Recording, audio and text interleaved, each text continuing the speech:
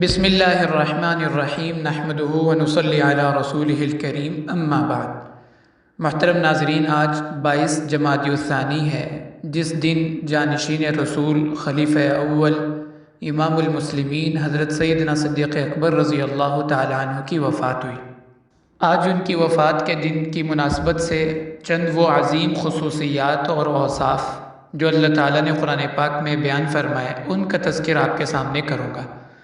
معزز ناظرین، جب آسمان دنیا پر سورج طلوع ہوتا ہے تو سورج کی شعاعیں سب سے پہلے اس عمارت پر یا چوٹی پر پڑتی ہیں جو سب سے اونچی ہوتی ہے۔ اسی طرح جب عرب میں نبوت کا سورج طلوع ہوا تو اس کی مبارک کرنیں سب سے پہلے جس شخصیت پر پڑی، ان کا نام حضرت ابوبکر صدیق رضی اللہ تعالی عنہ ہے۔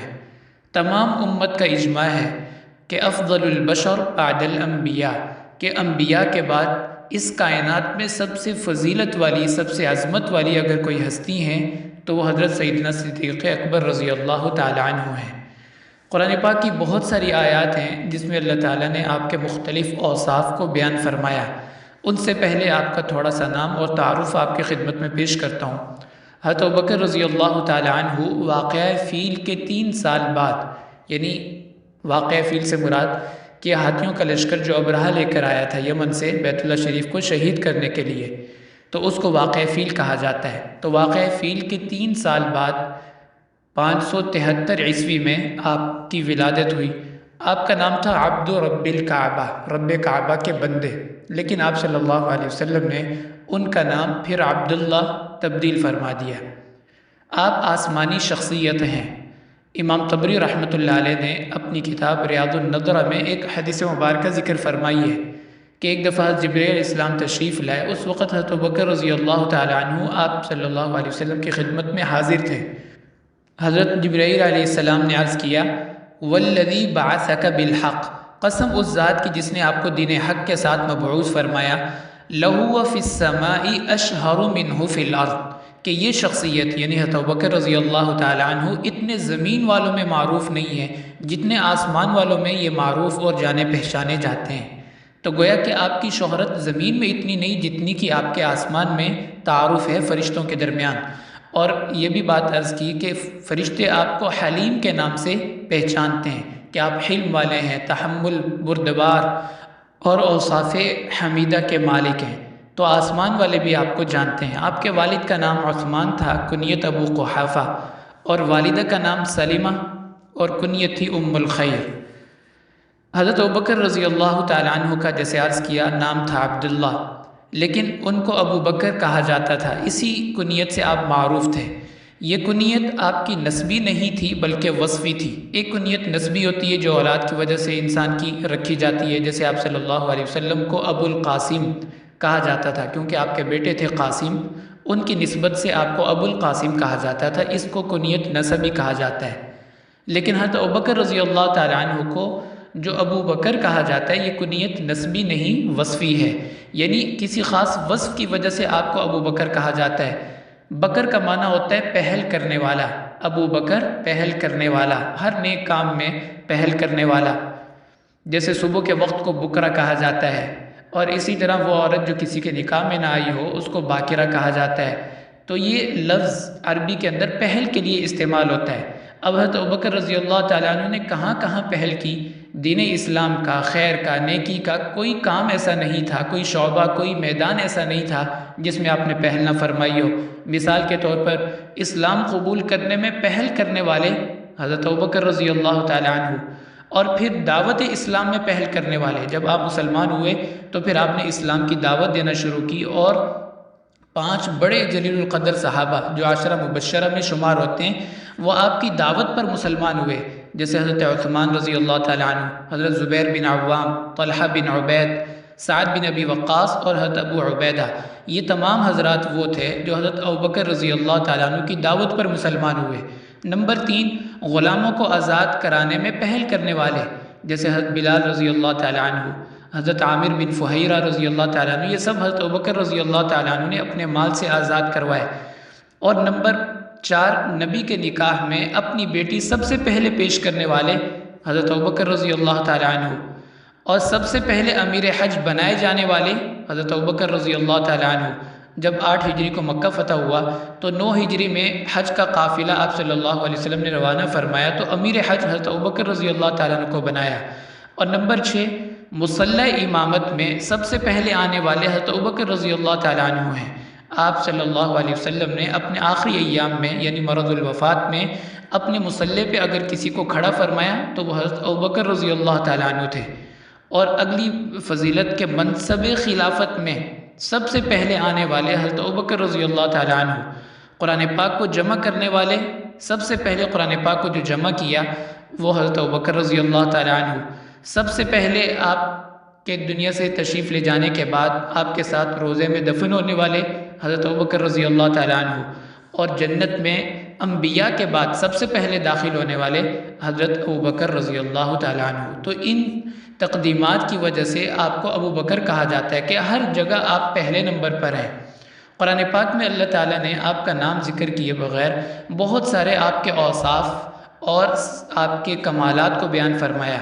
پہلا کمال تو یہ ہے کہ آپ وہ واحد صحابی ہیں جن کی صحابیت قرآن سے ثابت ہے، اس لیے آپ کے ایمان کا انکار کرنے والا یا آپ کی صحابیت پر طعن کرنے والا خود اپنے ہی ایمان سے محروم ہو جاتا ہے۔ اللہ تعالیٰ کا ارشاد ہے إِلَّا تَنْصُرُوهُ فَقَدْ نَصَرَهُ اللَّهُ إِذْ أَخْرَجَهُ الَّذِينَ كَفَرُوا ثَانِيَ اثْنَيْنِ إِذْ هُمَا فِي الْغَارِ إِذْ يَقُولُ لِصَاحِبِهِ۔ تو یہاں صاحب حضرت ابوبکر رضی اللہ تعالیٰ عنہ کو کہا گیا جس سے آپ کی صحابیت ثابت ہوتی ہے۔ دوسرے نمبر پہ آپ کی جو فضیلت قرآن نے بیان کی کہ آپ کو اولو الفضل کہا یعنی مرتبے والا کہا، تو قرآن پاک میں اللہ تعالیٰ جس کو مرتبے والا کہیں، فضیلت والا کہیں، تو اس کی فضیلت میں کیا شک ہو سکتا ہے۔ اللہ تعالیٰ ارشاد فرماتے ہیں، سورہ نور کے آیات ہیں، وَلَا يَأْتَلِ أُولُو الْفَضْلِ مِنْكُمْ وَالسَّعَةِ أَنْ يُؤْتُوا أُولِي الْقُرْبَى وَالْمَسَاكِينَ وَالْمُهَاجِرِينَ فِي سَبِيلِ اللَّهِ، کہ تم میں جو فضیلت والے ہیں، مال و دولت کی وسعت رکھنے والے ہیں، وہ اس بات پہ قسم نہ کھائیں کہ مساکین اور مہاجرین پہ خرچ نہیں کریں گے۔ اس واقعے کا شان نزول یہ ہے کہ آپ کے ایک رشتہ دار تھے حضرت مصطح رضی اللہ تعالیٰ عنہ جو بدری صحابی ہیں، وہ بھی غلط فہمی کی بنا پر حضرت عائشہ رضی اللہ تعالیٰ عنہ کی تہمت کے معاملے میں مبتلا ہو گئے۔ تو حضرت ابوبکر رضی اللہ تعالیٰ عنہ نے اس بات کی قسم کھائی کہ آئندہ ان پہ میں خرچ نہیں کروں گا، کہ انہوں نے اس بات کا بھی لحاظ نہیں کیا رشتہ داری کا، اور یہ بھی کہ میں ان کے اوپر خرچ کرتا ہوں، یہ میری بیٹی کے اوپر جو باتیں ہو رہی ہیں اس کے اندر یہ بھی شامل ہیں۔ تو جب یہ قسم کھائی تو یہ آیات نازل ہوئی کہ قسم نہ کھائیں اس بات کے اوپر کہ وہ خرچ نہیں کریں گے۔ الا تحبون ان یغفر اللہ لکم، کیا تم نہیں چاہتے کہ اللہ تعالیٰ بھی تمہیں معاف کر دیں، درگزر کر دیں، تو تم بھی لوگوں سے درگزر کرو۔ تو اس پر حضرت ابوبکر رضی اللہ تعالیٰ عنہ فرمانے لگے بلا احب ان یغفر اللہ لی، کیوں نہیں، میں تو چاہتا ہوں کہ اللہ تعالیٰ میری مغفرت فرمائے۔ تو انہوں نے پہلے کی طرح حضرت مصطح رضی اللہ تعالیٰ عنہ پہ خرچ کرنا شروع فرما دیا۔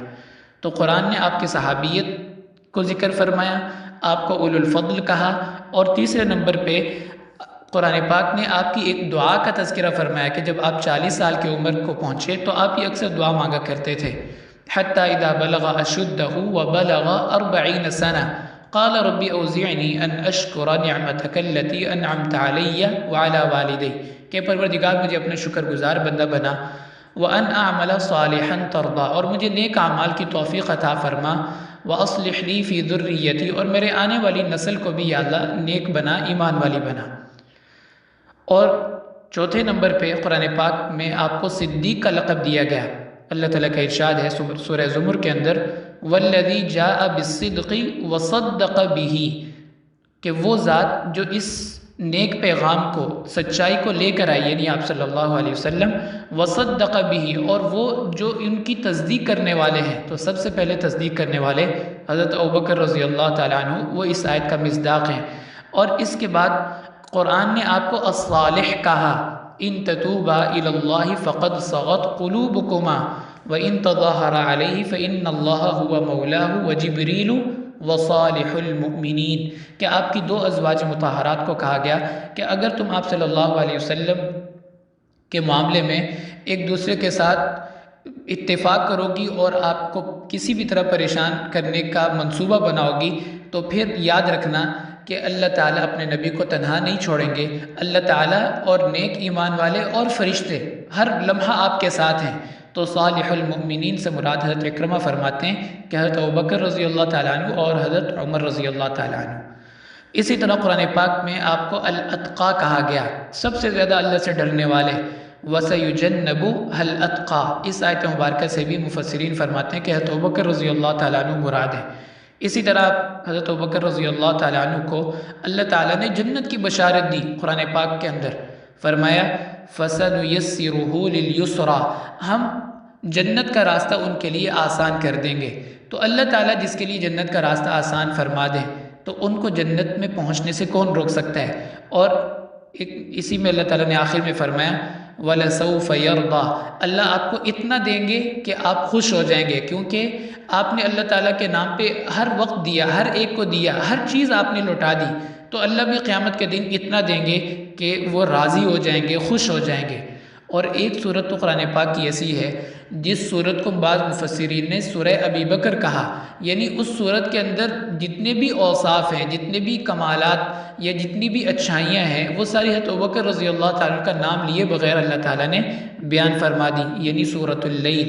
سورۃ اللیل کے اندر اللہ تعالیٰ ارشاد فرماتے ہیں فَأَمَّا مَنْ أَعْطَى وَاتَّقَى، وہ ذات جس نے خرچ کیا اللہ کے نام پہ اور خرچ کرنے کے بعد احسان نہیں جتلایا، واتقى، اللہ سے ڈرتے رہے، وصدق بالحسنى، اور نیکی کے اوپر تصدیق، نیکی کی تصدیق کی، یعنی دین اسلام کی تصدیق کی، فَسَنُيَسِّرُهُ لِلْيُسْرَى، ہم جنت کا راستہ ان کے لیے آسان کر دیں گے۔